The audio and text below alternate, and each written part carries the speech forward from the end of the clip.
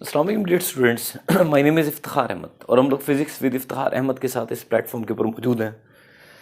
Last lecture में हमने radiations detectors को वाइंड अप किया और हमने देखा कि किस तरह Wilson cloud chamber, Geiger Muller counter and solid state detector alpha beta या गैमा को जो है ये रेडिएशंस को डिटेक्ट करने के लिए हम लोग इस्तेमाल करते हैं। अच्छा, आज का जो हमारा टॉपिक है that is about nuclear reaction. Students, हमने न्यूक्लियर ट्रांसम्यूटेशन के प्रोसेस में देखा था कि हमारे पास जब भी कोई अनस्टेबल न्यूक्लियाई या न्यूक्लियस खुद को स्टेबल करने की कोशिश करता है तो वो मुख्तलिफ नेचर की, पॉजिटिव नेचर की, नेगेटिव नेचर की या न्यूट्रल नेचर की रेडिएशंस को खारिज करता है, अल्फा बीटा या गैमा को इमिट आउट करता है। और हमने वहाँ पर अल्फा डीके, बीटा डीके और गैमा डीके देखा था। और अल्फा डीके की इक्वेशन ये थी हमारे पास, जब रेडियम जो कि एक अनस्टेबल होता है खुद को स्टेबल करने की कोशिश करते हुए वो रेडॉन में चेंज होता है तो साथ हमें अल्फा पार्टिकल देता है। ये एक नेचुरल प्रोसेस है, इसको बोलते हैं हम लोग नेचुरल रेडियो एक्टिविटी। तो इट वॉज रदरफोर्ड, ये रदरफोर्ड था जिसने सोचा कि अगर नेचुरल रेडियो एक्टिविटी मुमकिन है तो हम आर्टिफिशियल रेडियो एक्टिविटी के कॉन्सेप्ट को भी इंट्रोड्यूस करा सकते हैं। और उसने कहा कि फर्स्ट करें हमारे पास कोई लाइट पार्टिकल है दैट इज स्मॉल एक्स, उसको हम बम्बार्ड करते हैं एक हैवी पार्टिकल के ऊपर दैट इज कैपिटल एक्स। जैसे ही ये लाइट पार्टिकल इस हैवी पार्टिकल के न्यूक्लियस के अंदर दाखिल होगा तो इस न्यूक्लियस को चेंज करके किसी और न्यूक्लियस में चेंज कर देगा। यानी जब एक स्मॉलर एलिमेंट बिगर एलिमेंट या स्मॉलर न्यूक्लियाई बिगर न्यूक्लियाई से इंटरेक्ट करेगा तो उसके बदले में भी हमें एक बिगर न्यूक्लियाई मिलेगा और एक लाइटर न्यूक्लियाई मिलेगा। ये उसने जनरल इक्वेशन दी। उसके बाद उसने एक एक्सपेरिमेंट किया 1918 के अंदर। 1918 के अंदर रदरफोर्ड ने एक्सपेरिमेंट ये किया, उसने अल्फा पार्टिकल को नाइट्रोजन के ऊपर बम्बार्ड किया। तो जैसे ही अल्फा नाइट्रोजन के न्यूक्लियस में एंटर हुआ तो उसने नाइट्रोजन के न्यूक्लियस को तब्दील करके ऑक्सीजन के न्यूक्लियस के अंदर चेंज कर दिया और साथ हमें दिया एक प्रोटॉन। ये बिल्कुल बैलेंस्ड इक्वेशन है, आप चेक कर सकते हैं। लेफ्ट हैंड साइड के ऊपर 9 प्रोटॉन्स हैं, राइट पे भी 9 प्रोटॉन्स हैं। लेफ्ट का ए 14 + 4 18 है, राइट का ए 17 + 1 18 ही है। अच्छा, इसके बाद number of nuclear reactions discover होते चले गए। इस रिएक्शन को कहा जाता है न्यूक्लियर रिएक्शन। अच्छा बच्चों, यहां पे मैंने डेफिनेशन भी लिख दिया न्यूक्लियर रिएक्शन की। एक ऐसा प्रोसेस जिसके अंदर a process which changes the structure of the nucleus, एक ऐसा प्रोसेस जिसमें एक लाइट न्यूक्लियाई जब हैवी न्यूक्लियाई से टकराएगा तो उस हैवी न्यूक्लियाई के स्ट्रक्चर में तब्दीली आ जाएगी, वो किसी और न्यूक्लियाई के अंदर या न्यूक्लियस के अंदर तब्दील हो जाएगा। A process which changes the structure of the nucleus by the bombardment of a target nucleus with some fast moving particle. Fast moving particles को target nucleus से टकराएंगे, उस nucleus के अंदर changes आ जाएंगे, इसको बोलते हैं nuclear reaction। लेकिन बच्चों एक बात ध्यान में रहे, law of conservation of charge, law of conservation of mass, law of conservation of energy and law of conservation of momentum कभी वायलेट नहीं होते। तो law of conservation of charge, mass, energy, momentum यहाँ पर भी फुलफिल होना ज़रूरी है। तो मैं पहले कंजर्वेशन ऑफ मैस के ऊपर बात कर लेता हूँ। स्टूडेंट्स, होना ही चाहिए रिएक्शन से पहले जो नंबर ऑफ प्रोटॉन्स हैं और नंबर ऑफ न्यूट्रॉन्स हैं, रिएक्शन के बाद जो नंबर ऑफ प्रोटॉन्स और न्यूट्रॉन्स हैं उनको बराबर होना चाहिए। तो सर वो आ रहे हैं, बिल्कुल आ रहे हैं। आप देखें ज़रा, ये प्रोटॉन नंबर होता है, ये जो नीचे लिखा होता है इसको एटॉमिक नंबर या चार्ज नंबर बोलते हैं। यहाँ पर 7/2, रिएक्टेंट साइड पर 9 प्रोटॉन्स हैं। प्रोडक्ट साइड पर देखते हैं 8/1, यहाँ पर भी 9 प्रोटॉन्स हैं। रिएक्टेंट साइड का के ऊपर जो नंबर ऑफ न्यूट्रॉन्स है, नंबर ऑफ न्यूट्रॉन्स के लिए आप इसमें से इसको माइनस करेंगे तो आपको पता चलेगा 7 न्यूट्रॉन है, जबकि इसमें से इसको माइनस करेंगे तो 2, 7/2 9 न्यूट्रॉन्स। जबकि राइट हैंड साइड के ऊपर या प्रोडक्ट साइड के ऊपर भी 17 - 8 9, 1 - 1 0, 9 + 0 9। तो अब देखिए नंबर ऑफ न्यूट्रॉन्स और प्रोटॉन जो रिएक्टेंट्स के हैं वो बराबर है। Sir what about conservation of energy, energy की कंजर्वेशन के ऊपर बात कर लेते हैं। इसके लिए बच्चों अपने करना ये है जो रिएक्टेंट्स हैं उनका कंबाइंड मास देखना है और प्रोडक्ट का कंबाइंड मास देखना है। रिएक्टेंट्स में पहले नाइट्रोजन है। नाइट्रोजन का मास जो होता है ना एटॉमिक मास यूनिट के अंदर, ये जिसको यूनिफाइड मास स्केल बोलते हैं, दैट इज 14.0031 U। जबकि हीलियम का मास होता है या जो अल्फा पार्टिकल होता है इसका मास होता है 4.0026 U। अगर रिएक्टेंट साइड का टोटल मैस निकालूं तो इसके लिए मुझे दोनों मैसेज को जमा करना पड़ेगा, जब मैं दोनों को ऐड करूंगा तो ये रिजल्ट आएगा। जबकि प्रोडक्ट साइड के ऊपर मेरे पास ऑक्सीजन अवेलेबल है और मेरे पास प्रोटॉन या हाइड्रोजन अवेलेबल है। तो ऑक्सीजन का मैस इतना होता है एएमयू के अंदर और हाइड्रोजन का इतना होता है। अगर मैं इन दोनों को सम अप करूं तो मेरे पास इतना मैस आएगा। लेकिन अगर आप इन दोनों मैसेस को कंपेयर करें तो आपको नजर आ रहा होगा प्रोडक्ट का मैस रिएक्टेंट के मैस से ज्यादा है। अगर बच्चों प्रोडक्ट का मैस रिएक्टेंट के मैस से ज्यादा है तो इसका मतलब सर ये nuclear reaction will not proceed, ये रिएक्शन नहीं होगा। सर ये रिएक्शन कैसे मुमकिन होगा, इसके लिए आप एक काम करें। पहले ये देखिए दोनों के मैसेज में फर्क कितना है।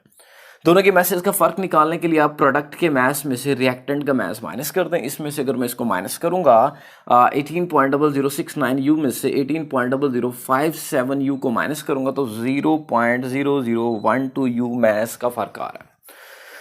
तो सर इसका मतलब बच्चों इसका मतलब ये है कि रिएक्टेंट साइड पर इतने मैस की कमी है। अगर आप रिएक्टेंट साइड के ऊपर इतना मैस ऐड कर दें तो भी ये रिएक्शन मुमकिन है। हाँ, यह भी मुमकिन है कि अगर आप रिएक्टेंट साइड के ऊपर यानी इस साइड के ऊपर इस मैस के इक्विवेलेंट एनर्जी प्रोवाइड कर दें फिर भी रिएक्शन हो जाएगा। तो इस मैस के इक्विवेलेंट एनर्जी होती कितनी है वो मैंने आपको mass defect and binding energy वाले टॉपिक में पढ़ाया था। वो क्या था बच्चों, हमने वहां पर पढ़ा था कि 1 AMU जो होता है that is 931 mega electron volt. यानी अगर आपके पास मैस 1 AMU के बराबर हो तो उससे 931 मेगा इलेक्ट्रॉन वोल्ट एनर्जी हासिल की जा सकती है।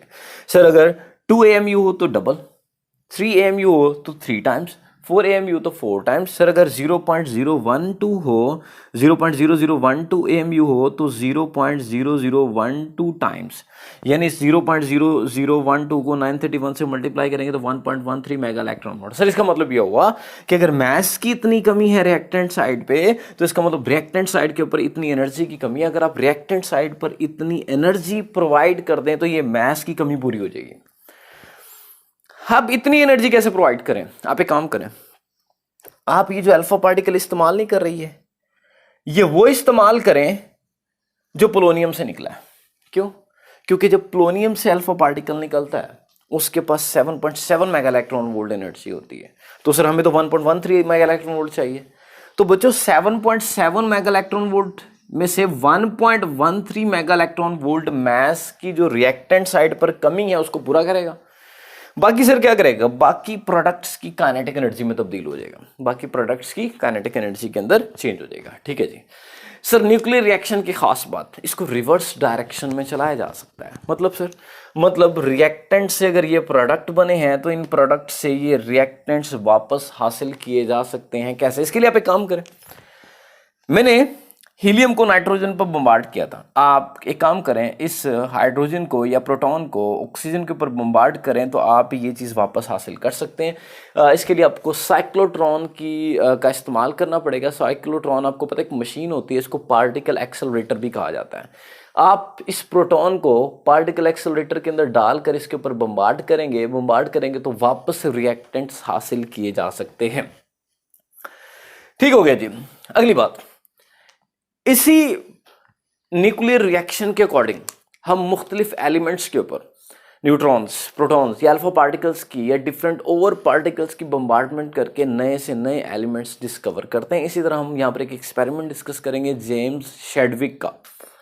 जेम्स शेडविक ने 1932 के अंदर न्यूट्रॉन को डिस्कवर किया, वो भी न्यूक्लियर रिएक्शन के अकॉर्डिंग ही उसने न्यूट्रॉन को डिस्कवर किया। उसने किया क्या, उसने बच्चों किया ये बेरिलियम के ऊपर अल्फा पार्टिकल की बम्बार्डमेंट की। जब बेरिलियम के ऊपर अल्फा पार्टिकल की बम्बार्डमेंट की तो बेरिलियम कार्बन में तब्दील हो गया और साथ न्यूट्रॉन। बिल्कुल बैलेंस्ड इक्वेशन है। आप चेक करें, लेफ्ट पे जो प्रोटॉन्स हैं 4 जमा 2 6 है, राइट पे 6 जमा 0 6 है। अच्छा, राइट लेफ्ट पे जो ए है दैट इज 4 + 9 13, राइट पे भी 12 + 1 13 ही है। ठीक है जी। अच्छा उसने किया ये कि एक अल्फा पार्टिकल लिया, उस अल्फा पार्टिकल को उसने बम्बार्ड किया बेरिलियम के ऊपर। अल्फा कहाँ से लिया? अल्फा के लिए उसने इस्तेमाल किया पोलोनियम के। ये पोलोनियम का सोर्स है और पोलोनियम से जो अल्फा निकलता है उसकी जो एनर्जी होती है दैट इज 7.7 मेगा इलेक्ट्रॉन। तो ये पोलोनियम का सोर्स है, ये से अल्फा पार्टिकल्स निकल रहे हैं। इन अल्फा पार्टिकल्स को उसने बम्बार्ड किया बेरिलियम के ऊपर, ये बेरिलियम है। जब उसने बेरिलियम के ऊपर अल्फा पार्टिकल को टकराया तो उससे न्यूट्रॉन्स निकले। अब प्रॉब्लम क्या थी बच्चों? प्रॉब्लम ये थी न्यूट्रॉन न्यूट्रल होता है ना, इसके ऊपर पॉजिटिव चार्ज है आपको पता है, ना ही नेगेटिव चार्ज है, ये न्यूट्रल है। तो इस जो चीज़ न्यूट्रल होती है ना उसको आइडेंटिफाई करना बड़ा मुश्किल होता है। क्यों? इसकी वजह ये होती है कि जो न्यूट्रल चीज़ होती है ना तो वो इलेक्ट्रिक फील्ड से डिफ्लेक्ट होती है ना ही मैग्नेटिक फील्ड से, क्योंकि इलेक्ट्रिक फील्ड भी चार्ज पार्टिकल के ऊपर फोर्स लगाता है, हमने पढ़ा हुआ है E=F/Q, E=F/Q। और मैग्नेटिक फील्ड भी चार्ज पार्टिकल के ऊपर फोर्स लगाता है, Q×V×V पढ़ा हुआ है। तो चूंकि न्यूट्रॉन न्यूट्रल है ना तो वो इलेक्ट्रिक फोर्स एक्सपीरियंस करेगा ना मैग्नेटिक फोर्स एक्सपीरियंस करेगा, तो इलेक्ट्रिक और मैग्नेटिक फील्ड की मदद से उसको आइडेंटिफाई करना मुश्किल है, हम उसको आइडेंटिफाई नहीं कर सकते इलेक्ट्रिक और मैग्नेटिक फील्ड की मदद से। तो जो जेम्स शेडविक था उसने उसको कैसे डिस्कवर किया, कैसे फिर पता चला उसको कि ये न्यूट्रॉन है? एक तो चीज उसको कंफर्म हो गई कि ये न्यूट्रल है, क्योंकि ना तो इलेक्ट्रिक फील्ड से डिफ्लेक्ट हो रहा है ना मैग्नेटिक फील्ड से डिफ्लेक्ट हो रहा है, तो इसको पता चल गया इसके ऊपर कोई चार्ज नहीं है। अब इसका मास कितना है उसके लिए उसने क्या किया? उसने किया ये, इन पार्टिकल्स के रास्ते में जो कि न्यूट्रल थे, इनके रास्ते में उसने डिफरेंट एलिमेंट्स की शीट रखी। जब उसने पैराफिन की शीट को रखा तो पैराफिन की शीट, पैराफिन जो है ना ये एक कलरलेस और आपके पास कह लें स्मूथ किस्म का सॉलिड होता है, कलरलेस स्मूथ किस्म का सॉलिड होता है। पेट्रोलियम जो मसनूआत होती है ना, पेट्रोलियम जब निकाल रहे होते हैं हम लोग तो वहाँ से इसको भी निकालते हैं। तो पैराफिन के जब पैराफिन की शीट को रखा तो ये जो पार्टिकल्स है, जो न्यूट्रॉन्स हैं, ये जब उनसे टकराए तो उसके टकराने के बाद प्रोटॉन्स निकले, या हाइड्रोजन कह लें, और हाइड्रोजन के न्यूक्लियस को प्रोटॉन बोलते हैं। तो बच्चों जब प्रोटॉन्स निकले तो एक बात तो कंफर्म हो गई कि जो पैराफिन है इसके अंदर बहुत ज्यादा मिकदार के अंदर हाइड्रोजन मौजूद होती है, जिसके न्यूक्लियस को हम लोग प्रोटॉन्स बोलते हैं।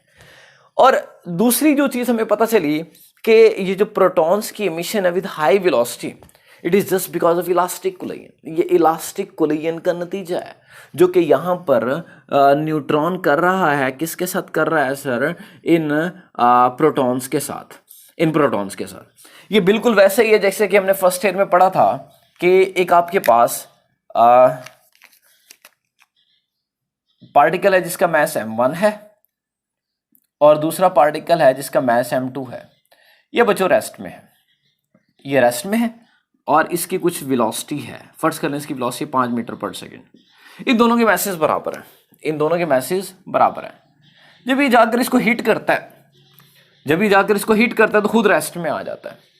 और ये जो है ये जो दूसरा पार्टिकल है ये इसकी वेलोसिटी 5 मीटर पर सेकेंड लेकर पहले वाले पार्टिकल की वेलोसिटी लेकर चलना शुरू कर देता है।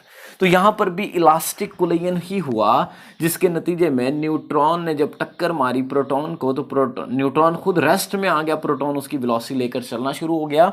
तो सर इससे हमें कैसे पता चला मैथ्स के बारे में?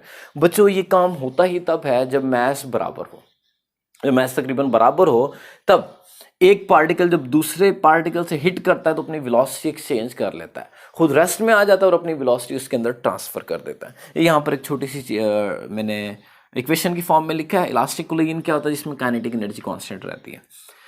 न्यूट्रॉन मूव कर रहा था वेलोसिटी v से, प्रोटॉन रेस्ट में था पैराफिन के अंदर।